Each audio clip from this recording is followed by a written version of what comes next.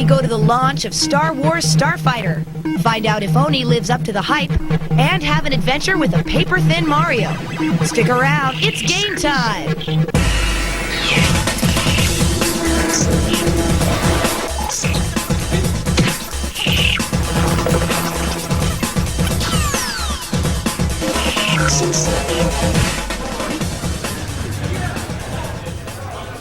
Hello and welcome to Extended Play from Big Bang 2 in Santa Clara, California. I'm Adam Sessler. And I'm Kate Patello, and we're here with Tim Smith, a.k.a. Union Carbide, the founder and organizer of this event. Tim, what does BANG stand for? BANG stands for the Bay Area Network Gaming Group. And what is Big Bang 2 all about? Basically, it's about coming down here, hanging out with your friends, and fragging each other, but in a loving way. Oh, I feel warm all over. Now, outside we're going to a LAN party. Another exciting thing about games is the launch of a brand new title. Now, we spent a lot of time with developers, but what about the publishers? So we hung out with the people responsible for getting Star Wars Starfighter from the factory into your trembling hands.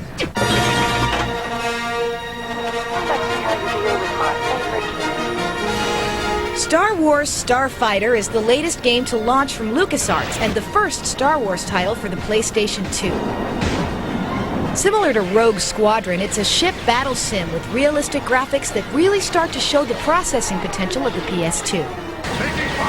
The game's been in development for about 2 years and just hit stores February 21st. So let's knock out the shield towers and get out of here. LucasArts created and is publishing the game. Publishing a title means creating a buzz around it well before the boxes arrive on the shelves. LucasArts has spent a lot of time and energy preparing for this major launch. Yeah, preparation for a launch really occurs well over a year before product ships. That's when we're really taking a look at it, seeing what category it belongs in, trying to forecast it appropriately, taking our best guess at how many we think we can sell worldwide. Taking evasive maneuvers. What you don't want to do, and there have been cases when this has occurred, is you overspend on a particular product, and at the end of the day, when you take the development costs, the sales costs, and the marketing costs, which are the three biggest components, you find that at the end of the day, you haven't made much money. One of the things LucasArts chose to spend on was a party for the press to get their first chance to play the game. A week ago, we did a tremendous launch event at a small club in San Francisco. But we essentially wanted to give the press an opportunity to play the game, the final version, for the first time. Of course, we had refreshments. There weren't those kinds of refreshments at the game's premiere a week later at Metreon in San Francisco. In the case of the Sony Metreon event, It was over the top amazing. People waited outside in line for hours to be among the first to actually play Starfighter. The game was running on 12 PS2s in the PlayStation Store. Today is really the first time we're going to get to see a lot of people play this game, and that's really exciting for the team. This is what it's all about. You know, we make these games, and we're in our little enclosed world, and it's very secretive, and to finally see it out in consumers' hands, in the fans' hands, is just fantastic. There was always a steady stream of people who were waiting to play Starfighter, and people really seemed to dig it. It's got very good graphics. It's like really sensitive when you move the joystick. I think my first impression was that it was a movie. That you were playing in a movie, that you were a part of the movie. I like it. It's almost like being there. We wanted to have an opportunity for the consumers and fans to help us celebrate the release of the game. These promotional events led up to the actual launch day of February 21st. launch day is the day when it all comes together. Today, actually, we've already started to phone call some of the stores to check in. This is LucasArts calling and just checking in to see if you've received your Starfighter shipment yet. Sure did. You did? Great. How many units did you get? 12, and 7 of them were reservations, and I sold all of the rest already. Oh, you're sold out? Yeah, the big score. It is all about buzz, building up the buzz, and then all these first people, I think first weekend out, we're estimating that maybe 40 to 50,000 units will sell through, and then the verdict will be out. The customers ultimately vote, and they decide whether or not it's a good game. I'm in this industry because I really love playing games and because I love making them, and that's why I'm here. It's not so much for the gratification of having this game out all over the place, but it doesn't hurt.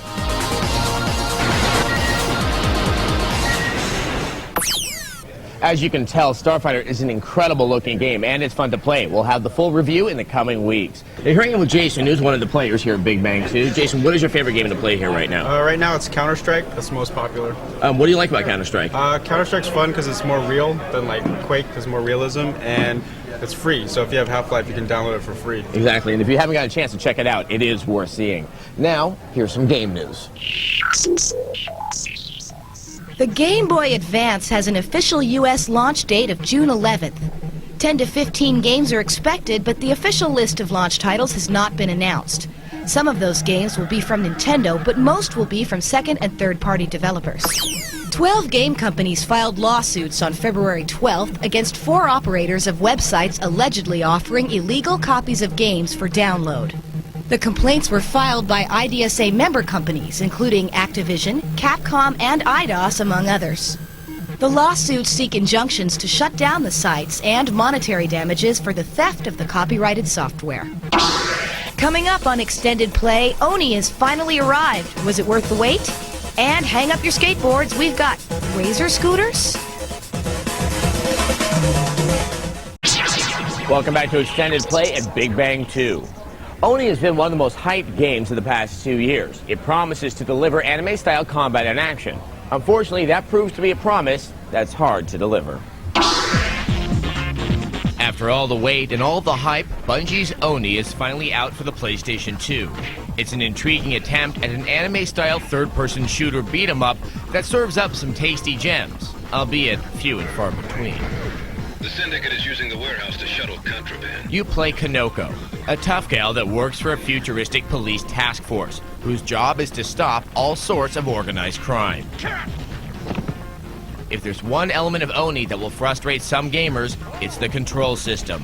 That's because you'll be managing your movements with the left analog stick while looking around with the right. Not an easy task, especially on a game that demands precision and quickness. Content-wise, this title falls short as well. Like most stateside attempts at copying the Japanese anime style, Oni's art direction has a very cookie-cutter feel. When it comes to level design, things can be summed up in one word: bland. You can look forward to long hallways, empty rooms, and even more stark, empty hallways. There are worthwhile aspects. Character animations and articulations are well done. You also have a myriad of options to take out your foe, not to mention a decent arsenal of weapons. Perhaps Oni might be seen in a better light if it hadn't been so hyped up. It's been almost 4 years since its announcement, and ultimately, Oni falls on the weight of its own hype machine. Extended Play gives the PlayStation 2 version of Oni a 3 out of 5. So there, you're gonna get beat by a girl. Now don't forget that Oni isn't just available for the PlayStation 2. You can also get it for your PC. Now we wanted to show you that LAN parties are not just all about a particular game. Like, this is Ed. What are you playing, Ed? I'm playing a game called Bridge Builder, where you build bridges and hope they stand up. See, this is cool. This is hit like wildfire here, and it's shareware. You can find it at bridgebuilder.8m.com. Now, our old friend Mario has got a brand new bag, so let's check out Paper Mario. Nintendo has finally released an RPG worth playing for the N64, and manning the helm is our favorite paisano plumber. The big difference this time around is that Mario and company are two-dimensional characters living in a 3D world. The scenario is classic Mario Brothers fare. Princess Peach is in trouble because Bowser is threatening her and the entire Mushroom Kingdom. In order to stop Bowser's diabolical plans, Mario has to venture all over the kingdom and free the 7 star spirits who will help him. During his travels, Mario picks up a number of sidekicks to aid him in his adventure. For example, Goombario offers insight into Mario's enemies.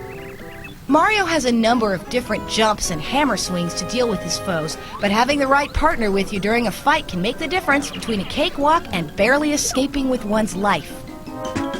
The music is cheery, upbeat, and surprisingly good considering its old-school influences. All the appropriate bonks, zoinks, bells, dings, clangs, and bounces are here. Graphically, you may want to turn your nose up at Paper Mario. However, the blending of the 2D and 3D creates a cartoony visual experience that produces more than a few laughs. The first time Paper Mario travels down a pipe like a piece of paper in a toilet will make even the most jaded gamer smile.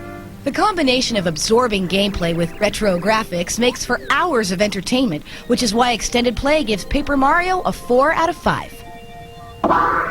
Now, the original Super Mario RPG was made by a company that used to have a very friendly relationship with Nintendo. It was a company called Square.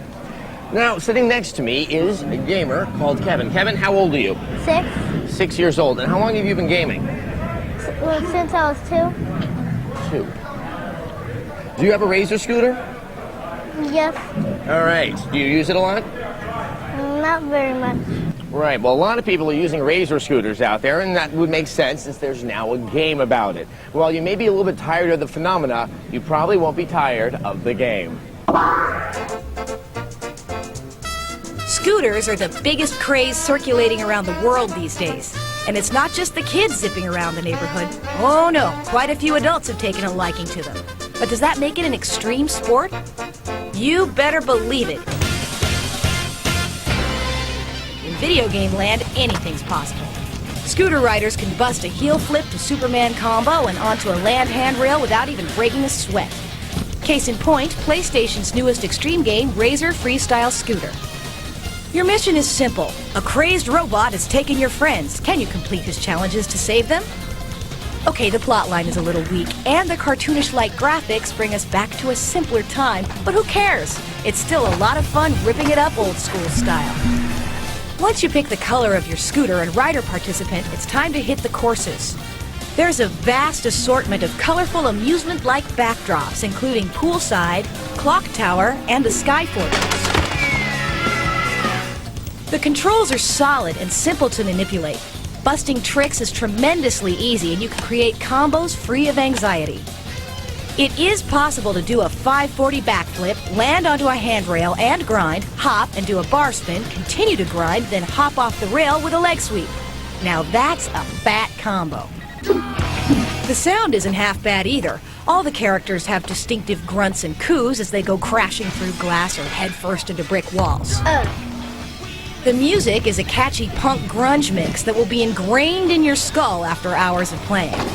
All in all, this game isn't going to win any awards, but you have to give it props for some good old-fashioned game thrashing. Extended Play gives it a whopping 4 out of 5 stars. Coming up on Extended Play, we go into combat with Fallout Tactics and hit the streets of Japan with Tokyo Extreme Racer Zero. Back to Extended Play here at Big Bang 2 in Santa Clara, California. I'm currently sitting next to Zach, who's playing some Counter-Strike, and how are you doing at it? All right. Now, what do you like about playing Counter-Strike at a LAN party as opposed to playing at home on the internet? I like the larger team numbers, and the lower pings gives everybody an equal chance. Now, have you ever played Fallout? Yeah, actually I've played both 1 and 2. Yes, Fallout is a role-playing game that has a sci-fi twist to it. Now, there's a new game, Fallout Tactics, that isn't a sequel, but is a twist on a very, very popular title.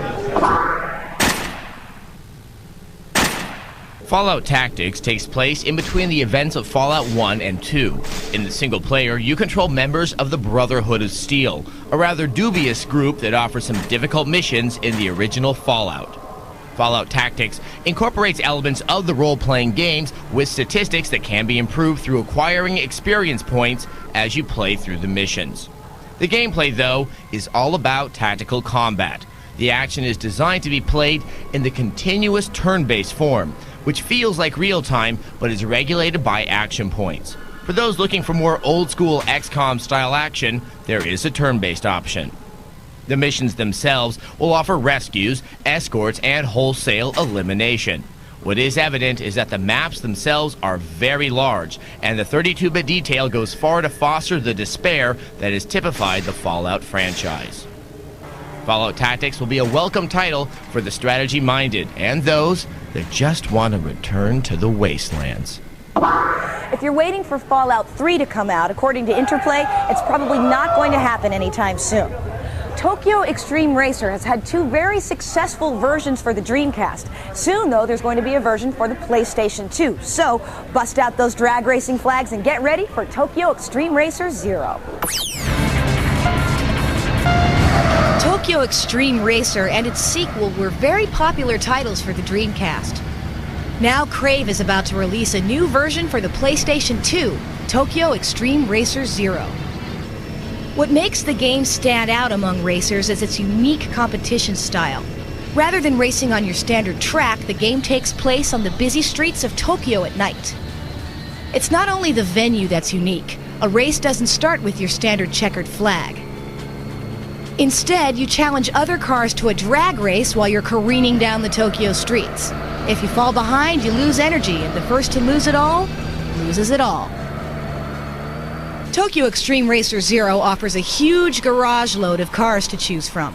While you work on your rep as a tough racer, you earn money to upgrade your vehicle. Look for Extreme Racer 0's glossy high-res graphics and street-style drag racing to screech onto store shelves in March. Tokyo Extreme Racer 0 was the game's title in Japan. Here it will be known as Tokyo Extreme Racer 2. Shiny Sacrifice is a wonderful game to look at and to play, though it can prove to be quite difficult at times. So here are a few cheats to keep you from reaching the end of your sacrificial rope. Shiny Sacrifice takes some big mojo to play, so we've got some cheats that work like magic. To cast the spell of cheating, type Control, Shift, and tilde at the same time. When the eerie green text glows, type the ampersand or @ sign, a space, and the following incantations. For an invincible wizard, your bullets cannot harm me, or my wings are like a shield of steel. Physician, heal thyself by typing by the power of Grayskull. Strive against the hand of wickedness. To max out your mana, proclaim I have the power. Too late again, Master. All dead. And give yourself all the time in the world for spells with the magic words, time is on my side. Coming up on Extended Play, you can play ping pong on your TV. And we have help for the massively multiplayer title, Phantasy Star Online.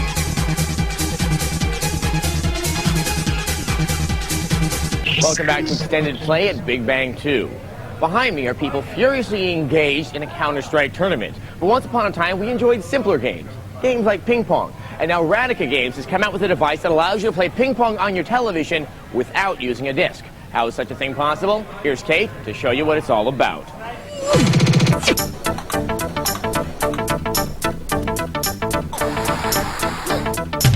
Not everybody has a ping pong table in their rec room.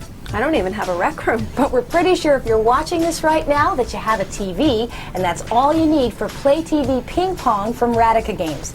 Yep, that's right. No ping pong table, no ping pong ball, just this little green machine and 2 paddles. Now, as you can see, there's an infrared port on the machine and also on the paddles, so it can see where you're hitting the ball that's on the screen. Now, it's really easy to set up. It's only a matter of a cord that plugs right into the television set and configuring a couple of buttons. Now, you can either play against a friend or against the computer. You winning? I'm losing. Yeah. Well, at $45, it's not necessarily something you're going to spend 8 to 10 hours a day playing, but it's pretty neat and might make a good gift. Oh, a word to the wise, though. When you're playing with a friend and your eyes are locked to the screen, be careful not to whap them in the face. For more info on Play TV Ping Pong, come on out to extendedplay.com. Now, I'm hanging out right now with Prophecy from the Virix clan, who yesterday won the Quake 3 tournament. How you doing? Good. All right, so now what would you say is your #1 tip for winning a tournament? I think it's good teamwork, which comes from being in a good friendship with your clanmates, and that can be easily accomplished by playing together at such lands as this one. All right. Now, you know, actually, this is a perfect segue because certain members of our team, who shall remain nameless, have started to develop a certain fondness for Phantasy Star Online that has begun to border on the obsessive. Now, of course, we would never want to steer you away from that temptation, but we thought we'd offer you a strategy guide to help you cope. Well, it's official. Phantasy Star Online is not just a hit, it's a phenomenon.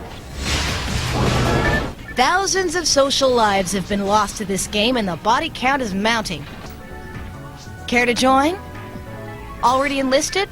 Whether you're the uninitiated or a veteran, we thought you could enjoy a few helpful tips to maximize your online experience. Let's begin. To play Phantasy Star Online, the first thing you have to do is get online. Plug in your handy modem that came with your Dreamcast, and then launch the internet browser. Now, either use the one that came with your Dreamcast, or you can just pick up a disc in a copy of Dreamcast magazine. Now, this is something important to note. You do not have to have a SegaNet account to play Phantasy Star Online. You can just use your normal ISP that you use at home. The way you do that is to go to the Internet configuration screen and set up your Internet account that way. After you get online, things become very intuitive. Pick a ship, choose a block, and voila! You're in a lobby with gamers from all over the globe. Now don't be a wallflower, start talking. If you're really getting along with someone, you might want to exchange a guild card. That way you can track him or her down whenever they're online. When you're ready for some action, create or join a group by going to the job listings. And now the real fun begins.